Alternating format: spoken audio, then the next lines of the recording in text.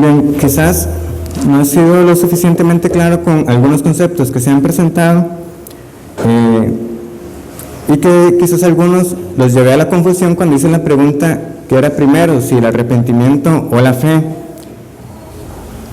Recuerden que primero tuvimos una clase que era la regeneración. En ningún momento estaba diciendo de que la fe era antes de la regeneración.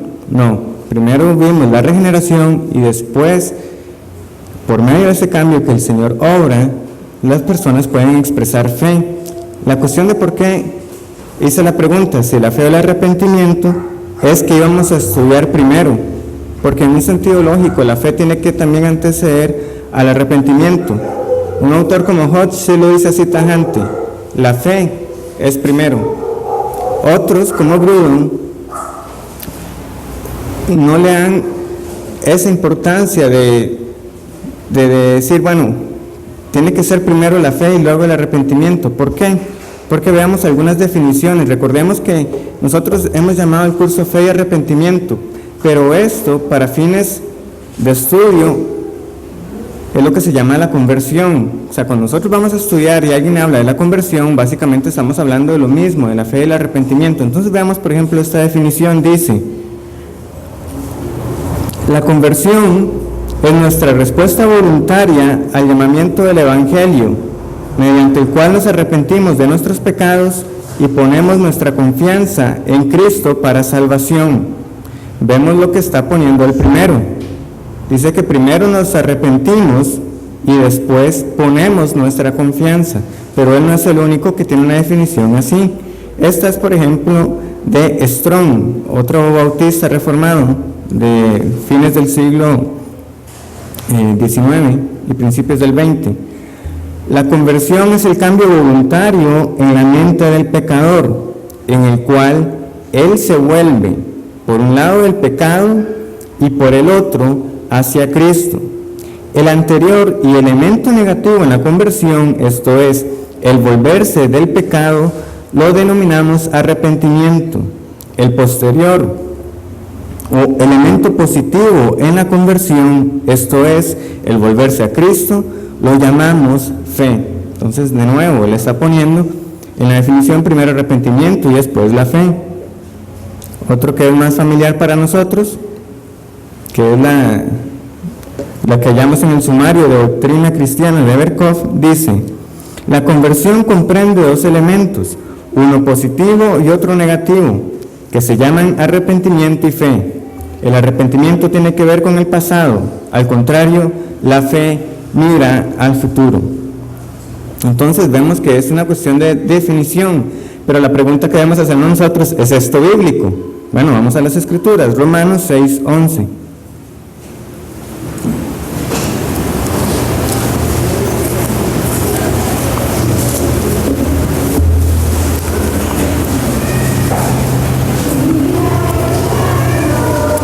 Romanos 6:11, y dice: así también vosotros consideraos muertos al pecado, pero vivos para Dios en Cristo Jesús, Señor nuestro.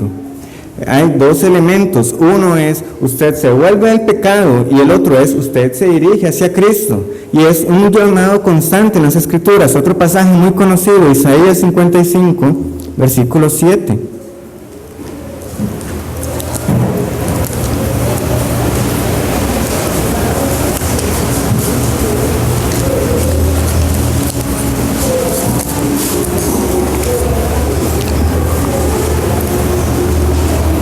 Isaías 55:7. Deje el impío su camino y el hombre inicuo sus pensamientos, y vuélvase a Jehová, el cual tendrá de él misericordia, y al Dios nuestro, el cual será amplio en perdonar.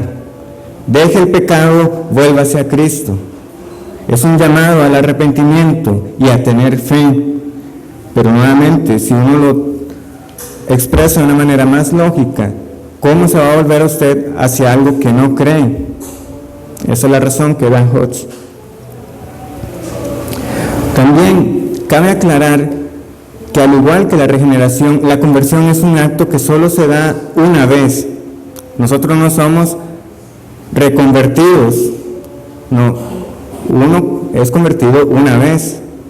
Que el cristiano no se tiene que volver a arrepentir de sus pecados, no, eso es mentira. Todo hijo de Dios se va a volver a arrepentir de los pecados que cometerá. Todo hijo de Dios tiene que fortalecer su fe.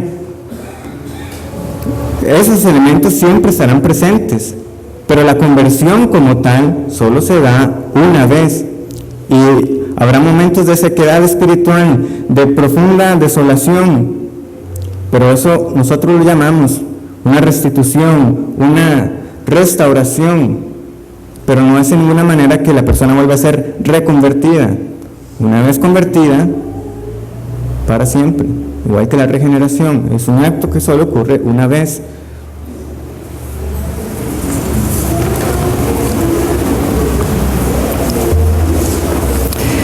Entonces, ahora sí, esperando que ya tengamos claro, porque estamos estudiando primero la fe, vimos que esta tiene una base. ¿Y cuál es esa base?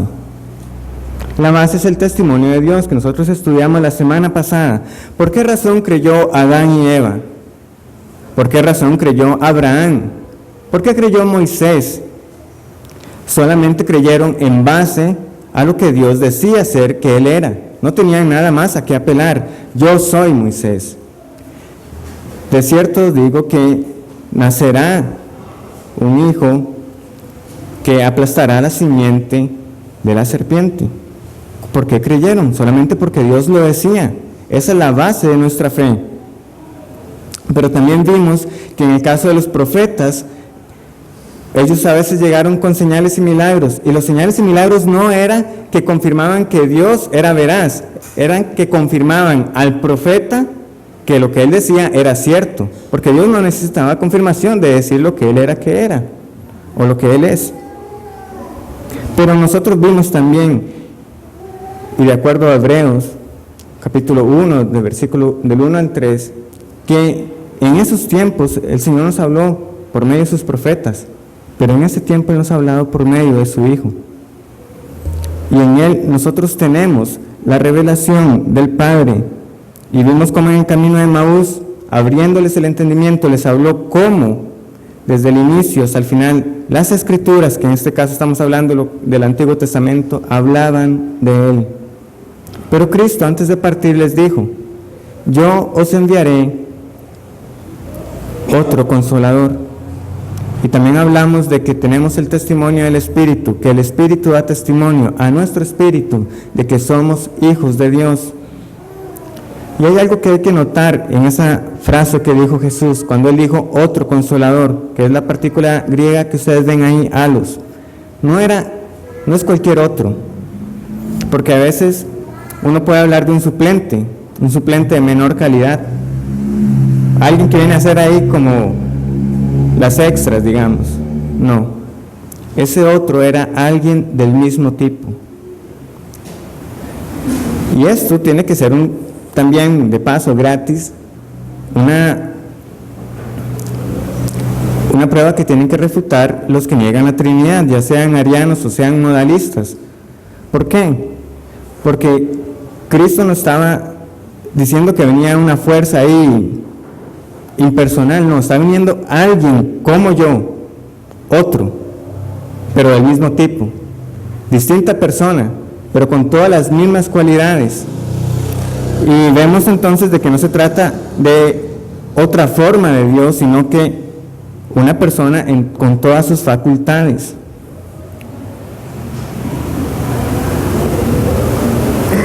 Pero entonces, ¿qué quiere decir esto del testimonio del Espíritu? Bueno, vamos a Juan capítulo 16, porque el testimonio del Espíritu es más que simplemente convencernos de que la palabra de Dios es lo que nosotros aceptamos, que es simplemente, bueno, sí, la Biblia es la palabra de Dios, es más que eso.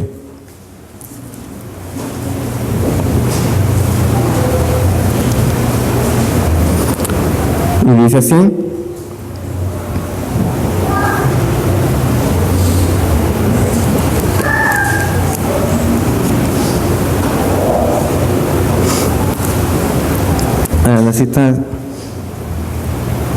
la cita está mal, el versículo es más bien el 7, Juan 16, 7, no 16, 14 como está ahí. Pero yo os digo la verdad, os conviene que yo me vaya, porque si no me fuera, el Consolador no vendría a vosotros, mas si me fuere, os lo enviaré, y cuando Él venga, convencerá al mundo de pecado, de justicia y de juicio. De pecado por cuanto no creen en mí, de justicia por cuanto voy al Padre y no me veréis más, y de juicio por cuanto el príncipe de este mundo ha sido ya juzgado. Entonces vemos que el testimonio del Espíritu consiste primero en un convencimiento de estos tres elementos, de pecado, que definitivamente tuvo que ocurrir en nosotros, porque sin convencimiento de pecado, ¿cómo creeríamos en Cristo para el perdón de los mismos? Pero también es una labor de enseñanza, de aprendizaje, o más específicamente, de discernimiento, que eso nosotros lo vemos, por ejemplo, en el capítulo 14, versículo 26, ahí mismo en Juan 14, 26. Mas el Consolador, el Espíritu Santo, a quien el Padre enviará en mi nombre, Él os enseñará todas las cosas.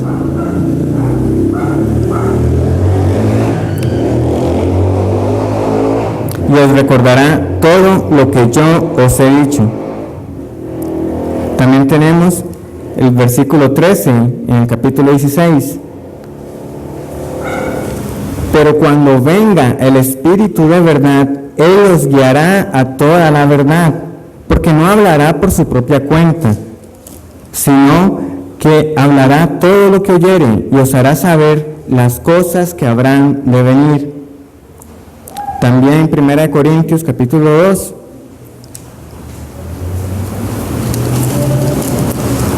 versículo 14. Pero el hombre natural no percibe las cosas que son del Espíritu de Dios, porque para él son locura, y no las puede entender, porque se han de discernir espiritualmente. En cambio, el espiritual juzga todas las cosas. También Gálatas capítulo 5.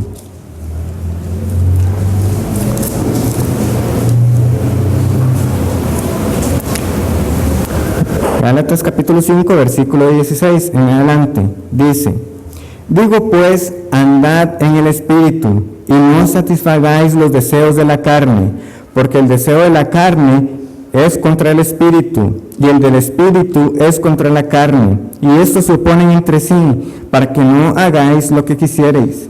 Pero si sois guiados por el Espíritu, no estáis bajo la ley.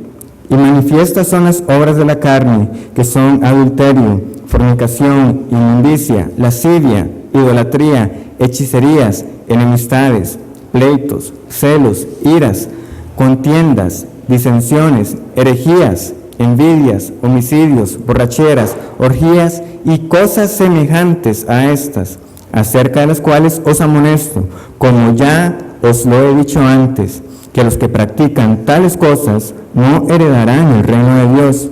Mas el fruto del Espíritu es amor, gozo, paz, paciencia, benignidad, bondad, fe, mansedumbre, templanza. Contra tales cosas no hay ley. Pero los que son de Cristo han crucificado la carne con sus pasiones y deseos. Si vivimos por el Espíritu, andemos también por el Espíritu. Hay efectos en la vida de las personas en los cuales el testimonio del Espíritu está presente.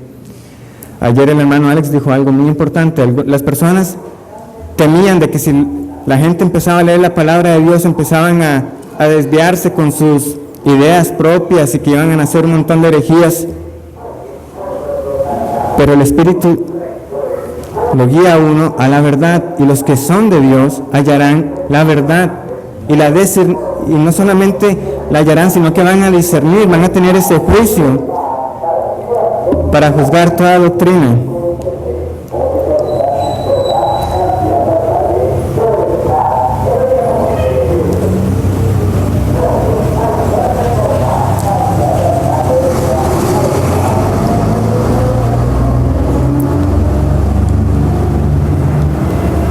Muy bien, ahora sí,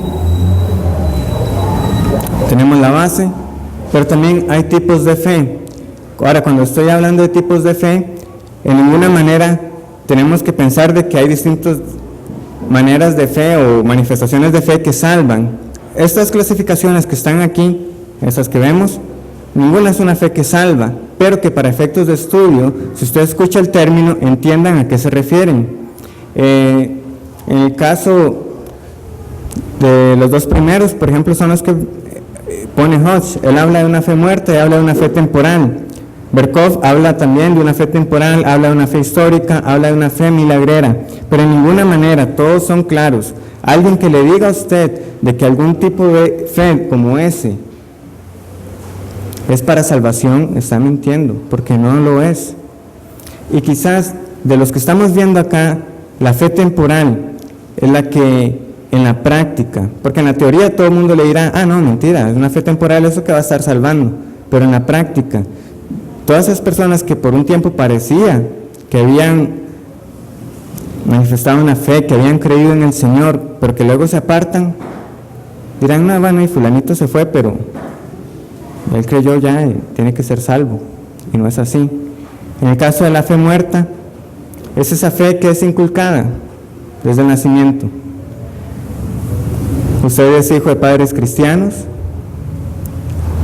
va a escuela dominical, en el mejor de los casos lo ponen también en un centro de educación cristiano, tiene amistades cristianas, lleva una vida cristianizada, pero asimismo esa persona no tiene fe. Y pueden sepultarlo cristianamente, que eso no vale de nada al final. El pasaje más claro es Santiago 14, capítulo 2, del versículo 14 al 26, donde la Biblia claramente habla entonces de una fe que es muerta. ¿Y cuáles son las evidencias de esa fe muerta? Pues repasemos ese pasaje.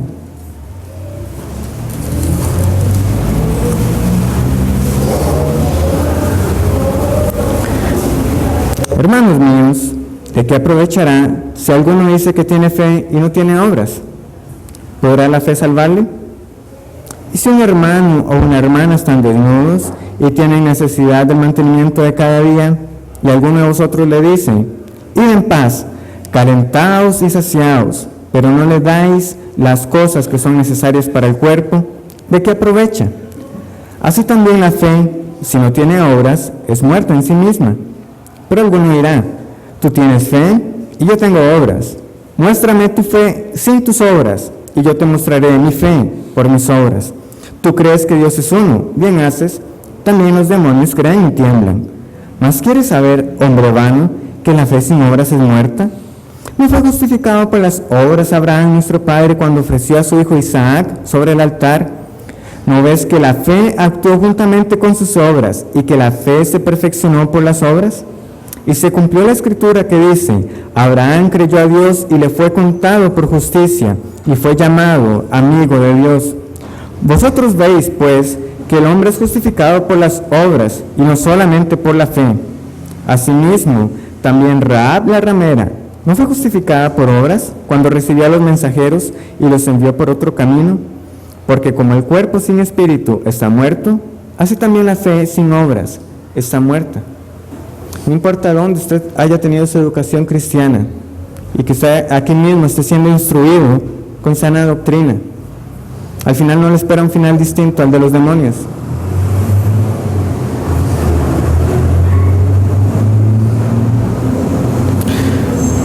Podemos ver también otro ejemplo en el primer terreno de la parábola del sembrador. Es ese corazón que recibe la predicación, pero ya está tan endurecido que no hay efecto en la vida de esa persona. Llegan las aves y se lo comen, o pasan las personas y lo pisotean. Es una fe muerta. También tenemos la fe temporal. No solamente es de aquellas personas que en algún momento dicen que creen, también se da en aquellas personas que por circunstancias en la vida, hay una situación económica difícil, una situación familiar extremadamente complicada, o está al borde de la muerte, sabe que ya son horas para que muera, y ahí sí, hay que creer en el Señor entonces. Señor, sálvame esto, sálvame esta deuda, salva mi alma, ya que mi cuerpo está a punto de morir en este momento. Y ahí parece que están manifestando fe. ¿Que puede el Señor salvar al borde de la muerte? Amén. Pero ¿cuántas de esas supuestas conversiones que se dan en el lecho de muerte son realmente genuinas y no son solamente una respuesta por temor a lo desconocido, según ellos, de lo que les espera?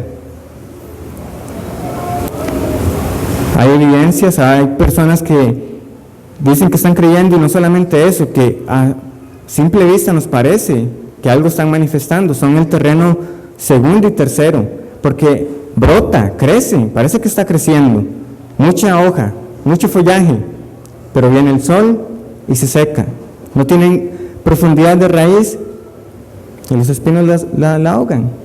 Son esas personas entonces que ha pasado esa situación difícil, ya no están con la deuda que tenían, ya la familia marcha a maravilla, ya no ocupa a Dios, ¿ya para qué? Es así. Podemos hablar entonces de una fe temporal, creer por un tiempito, mientras me conviene, pero sin las implicaciones y sin evaluar el costo de lo que significa seguir a Cristo. Vemos también el caso de Demas, muy conocido, vamos a leerlo, 2 de Timoteo, capítulo 4.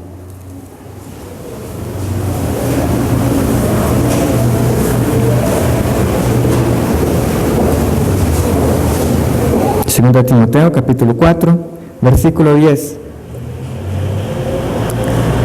Porque Demas me ha desamparado, amando este mundo, y se ha ido a Tesalónica. Crescente fue a Galacia y Tito a Dalmacia. Muchos recordamos a Demas en el relato del peregrino. Ahí estaba él. Vengan, vamos a ver qué es lo que hay allá, desviando a los caminantes. También las personas que Cristo describe en Mateo capítulo 7, del versículo 21 al 23. Hermanos, para expulsar demonios, para decir que uno profetizaba en el nombre de Cristo, definitivamente alguna actividad del Espíritu Santo tenía que ver en las personas. Recordemos se me olvidó el nombre del profeta Balaam, el que dice, lo que Dios me diga, eso diré. Y nosotros vemos que cada vez que intentaba profetizar, no podía profetizar en contra del pueblo de Israel, porque Dios le daba palabra buena. Y él decía, pero ¿qué es esto que me estás haciendo? Yo a usted lo contraté para que profetizara mal contra ellos. Pero vemos que no fue así, y que incluso una asna le tuvo que hablar a este profeta. Falso, pero le habló. Es decir, hermanos, de que el Espíritu Santo puede obrar en las personas y no necesariamente sea para salvación. ¿Cómo va usted a expulsar un demonio? Si no es porque el Espíritu Santo está actuando. Hay un poder divino que está en medio.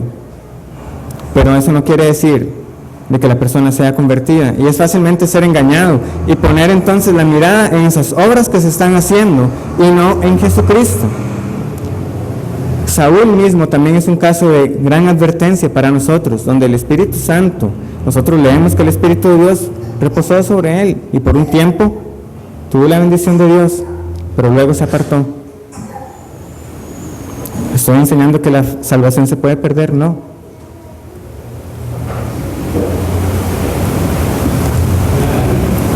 También están los que tienen la categoría de la fe histórica. Podemos incluirla dentro de la fe muerta, esos que aceptan los datos, pero el punto que la distingue quizás es esa mirada más en la historia, más que en el presente. Es decir, yo le creo a usted todo lo que haya pasado, pero hoy ya no. O sea, sí, Cristo tiene que haber existido, Cristo tuvo que haber muerto en una cruz, pero hoy ya eso no tiene sentido para mí. Y vamos a ir a Hechos 26 y estudiar un poco más detallado el caso del rey Agripa. Hechos 26.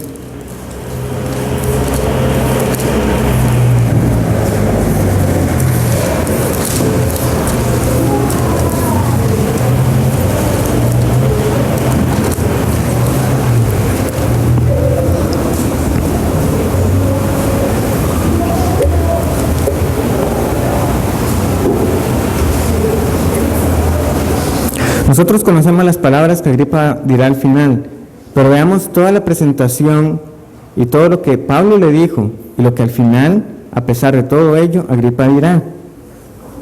Versículo 1. Entonces Agripa dijo a Pablo: ¿se te permite hablar por ti mismo? Pablo entonces, extendiendo la mano, comenzó así su defensa. Me tengo por dichoso, oh rey Agripa, de que haya de defenderme hoy delante de ti de todas las cosas de que soy acusado por los judíos, mayormente porque tú conoces todas las costumbres y cuestiones que hay entre los judíos, por lo cual te ruego que me oigas con paciencia. Mi vida, pues, desde mi juventud, la cual desde el principio pasé en mi nación, en Jerusalén, la conocen todos los judíos, los cuales también saben que yo desde el principio, si quieren testificarlo, conforme a la más rigurosa secta de nuestra religión, viví fariseo. Y ahora, por la esperanza de la promesa que Dios hizo a nuestros padres, soy llamado a juicio, promesa cuyo cumplimiento esperan que han de alcanzar nuestras 12 tribus, sirviendo constantemente a Dios de día y de noche. Por esta esperanza, oh rey Agripa, soy acusado por los judíos. ¿Qué? ¿Se juzga entre vosotros cosa increíble que Dios resucite a los muertos? Yo ciertamente había creído en mi deber hacer muchas cosas contra el nombre de Jesús de Nazaret, lo cual también hice en Jerusalén. Yo encerré en cárceles a muchos de los santos, habiendo recibido poderes de los principales sacerdotes, y cuando los mataron, yo di mi voto. Y cuando muchas veces, castigándolos en todas las sinagogas, los forcé a blasfemar, y enfurecido sobremanera contra ellos, los perseguí hasta en las ciudades extranjeras. Ocupado en esto, iba yo a Damasco con poderes y en comisión de los principales sacerdotes, cuando a mediodía, oh rey, yendo por el camino, vi una luz del cielo que sobrepasaba el resplandor del sol, la cual me rodeó a mí y a los que iban conmigo. Y habiendo caído todos nosotros en tierra, oí una voz que me hablaba y decía en lengua hebreo: Saulo, Saulo, ¿por qué me persigues? Dura cosa te es dar coces contra el aguijón. Yo entonces dije: ¿quién eres, Señor? Y el Señor dijo: yo soy Jesús, a quien tú persigues. Pero tú, levántate y ponte sobre tus pies, porque para esto he aparecido a ti, para ponerte por ministro y testigo de las cosas que has visto y de aquellas en que me apareceré a ti, librándote de tu pueblo y de los gentiles a quienes ahora te envío, para que abra sus ojos, para que se conviertan de las tinieblas a la luz y de la potestad de Satanás a Dios, para que reciban por la fe que es en mí perdón de pecados y herencia entre los santificados. Por lo cual, oh rey Agripa, no fui rebelde a la visión celestial, sino que anuncié primeramente a los que están en Damasco y Jerusalén y por toda la tierra de Judea y a los gentiles que se arrepintiesen y se convirtiesen a Dios, haciendo obras dignas de arrepentimiento. Por causa de esto los judíos, prendiéndome en el templo, intentaron matarme, pero habiendo obtenido auxilio de Dios, persevero hasta el día de hoy, dando testimonio a pequeños y a grandes, no diciendo nada fuera de las cosas que los profetas y Moisés dijeron que habían de suceder, que el Cristo había de padecer y ser el primero de la resurrección de los muertos, para anunciar luz al pueblo y a los gentiles. Diciéndole estas cosas en su defensa, Festo a gran voz dijo: estás loco, Pablo, las muchas letras te vuelven loco. Mas él dijo: no estoy loco, excelentísimo Festo, sino que hablo palabras de verdad y de cordura, pues el rey sabe estas cosas, delante de quien también hablo con toda confianza, porque no pienso que ignora nada de esto, pues no se ha hecho esto en algún rincón. ¿Crees, oh rey Agripa, a los profetas? Yo sé que crees. Lo está confrontando. Todo lo que he dicho no le es desconocido a Agripa. Yo sé que usted lo cree. En ese discurso lo está confrontando. Y no solamente con la verdad de los profetas, sino cómo en Cristo estaba el cumplimiento de esas profecías. Entonces Agripa dijo a Pablo: por poco me persuades a ser cristiano. Por poco. Alguno diría: es que vea, Agripa estaba de rematarlo, ahí estaba ya casi. ¿Y no? Todo lo tenía bien. Yo sé que usted cree, Agripa. Todo eso que he dicho, usted lo cree. Sí, Pablo. Casi. Y así muchos están hoy. Casi. Y lo más seguro es que están en el camino ancho. Y ahí sí que no hay un casi. Van con toda certeza por Él.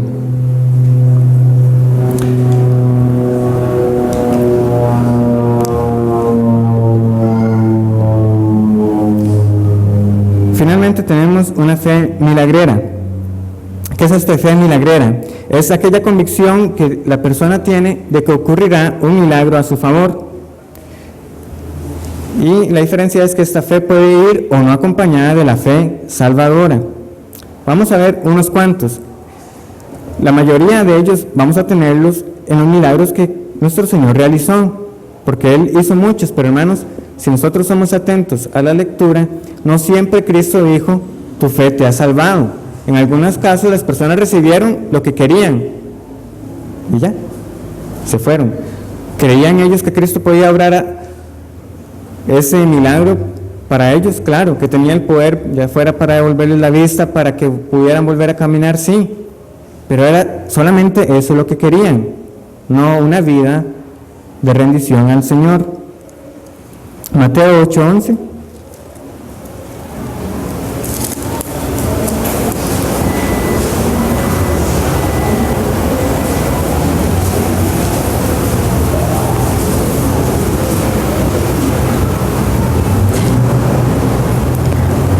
El versículo 10, más bien: al oírlo Jesús se maravilló y dijo a los que le seguían: de cierto os digo que ni aún en Israel he hallado tanta fe. Este era el centurión. En este caso vemos que esa fe que él tenía en el milagro que el Señor podía realizar, sí era una fe que iba acompañada de los elementos necesarios para salvación. Pero tenemos, por ejemplo, los 10 leprosos, que llegaron 10 y 9 se fueron, solo uno regresó. Los 10 recibieron la sanación, pero solo uno, Cristo le dijo: tu fe te ha salvado.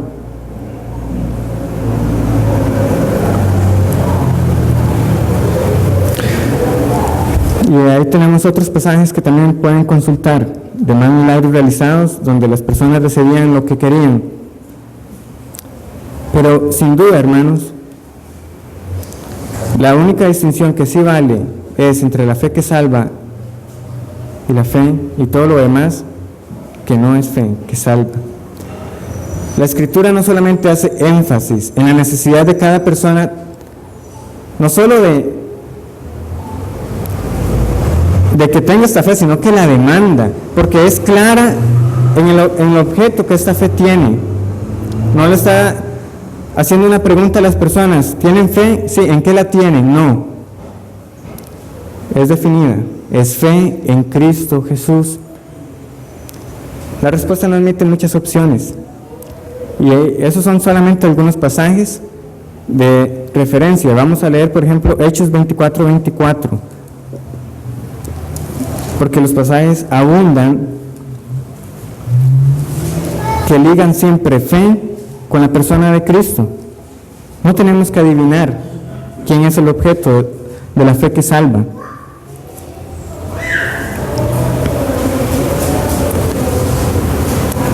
Algunos días después, viniendo Félix, con Drusila su mujer, que era judía, llamó a Pablo y le oyó acerca de la fe en Jesucristo.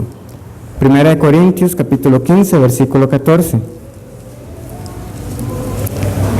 1 Corintios capítulo 15, versículo 14.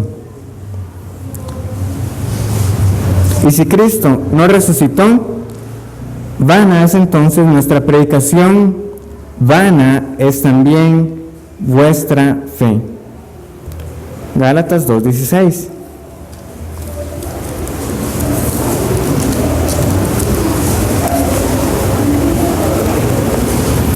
Gálatas 2:16, sabiendo que el hombre no es justificado por las obras de la ley, sino por la fe de Jesucristo. Nosotros también hemos creído en Jesucristo para ser justificados por la fe de Cristo y no por las obras de la ley, por cuanto por las obras de la ley nadie será justificado. El versículo 20, con Cristo estoy juntamente crucificado, y ya no vivo yo, mas vive Cristo en mí. Y lo que ahora vivo en la carne, lo vivo en la fe del Hijo de Dios, el cual me amó y se entregó a sí mismo por mí. No podemos separar la fe de su objeto, que es Cristo. Pero entonces, eso nos lleva a cuestionarnos, ¿qué es tener fe en Jesús? ¿Y cuánto importa lo que yo crea acerca de la persona de Cristo? Entonces esto nos lleva a nuestra siguiente sección, los elementos de la fe.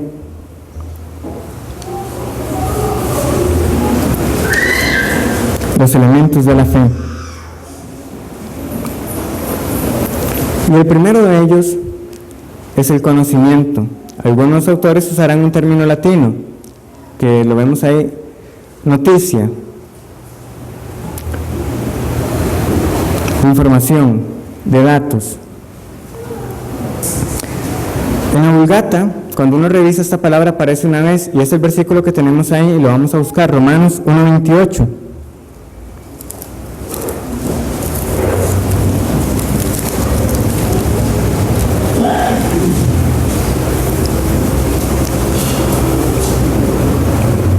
Romanos 1:28, y dice: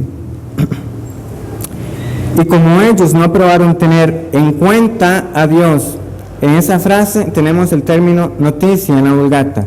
Ellos no aprobaron tener en cuenta a Dios. Dios los entregó una mente reprobada para hacer cosas que no convienen. Este tener cuenta era un reconocimiento de quién era Dios. Y el término griego es epinosko, de conocimiento en general. Cuando a veces leemos conocimiento a lo largo del Nuevo Testamento, es muy posible que la palabra sea epinosko, pero es interesante que es usado en dos situaciones muy particulares también. Cuando llevan al paralítico, que lo llevan por el techo, nosotros sabemos que habían unos fariseos que estaban cavilando en sus corazones. Ahí se dice que Cristo sabía, epinosko, lo que ellos cavilaban. Nosotros muchas veces podemos saber que, o nos hacemos la idea, porque a veces es una idea, de que están hablando de nosotros. Uy, ahí fijo, me están comiendo. Están ahí, no sé si están hablando de mí. Pero uno no se muere por saber qué es lo que están diciendo. No, Cristo, epinosko, sabía lo que estaban diciendo, las palabras puntuales. ¿Por qué caviláis en vuestros corazones? ¿Acaso es más fácil decirle al paralítico que se ponga de pie que perdonar sus pecados? No, Cristo sabía. También lo vemos cuando la mujer que tenía el flujo de sangre tocó el borde del manto. Entonces Cristo dice, y nosotros leemos, que supo que poder salió de él. Pero le dicen, maestro, la multitud te oprime. Y usted dice, ¿quién ha tocado el borde de su manto? No, es que Cristo sabía quién específicamente lo había tocado con fe para ser curada. Es puntual, es específica, no es un conocimiento vago. Sabe lo que cree y lo reconoce. Eso es lo que nosotros debemos entender entonces por ese término noticia, conocimiento. Pero entonces, la pregunta con la que quiero concluir hoy, y que no sé cuántos habrán hecho su tarea, si no tienen una semana más aún, el conocimiento. ¿Cuánto conocimiento es suficiente? Y si es suficiente, solo el conocimiento, porque va en esos dos sentidos.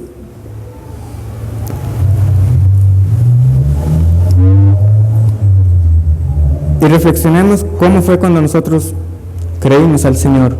Hermanos, ¿entendimos nosotros toda la doctrina de la inspiración de las Escrituras? ¿Entendíamos nosotros toda la doctrina de la Trinidad? Toda la doctrina de la creación. ¿Qué fue lo que nosotros creímos? Y gracias a Dios que no había que entenderlo todo, hermanos, porque basta toda una eternidad para conocer realmente a Dios. Y Él dice: alabes en esto el hombre que se hubiera de alabar. El sabio no se alaba en su sabiduría, ni el valiente en su fuerza, sino en conocerme a mí. Y esta es la confrontación con la que los dejo. No es solamente que usted reconozca que sí, no, es que para conocer a Dios toda una eternidad, porque Dios es insondable. ¿Anhela usted estar en esa eternidad para conocer a Dios? ¿O podría usted cambiarlo por vivir aquí una vida relajada, solamente que sin el temor de la muerte? ¿Asiente a los hechos o los vive? Que el Señor les bendiga.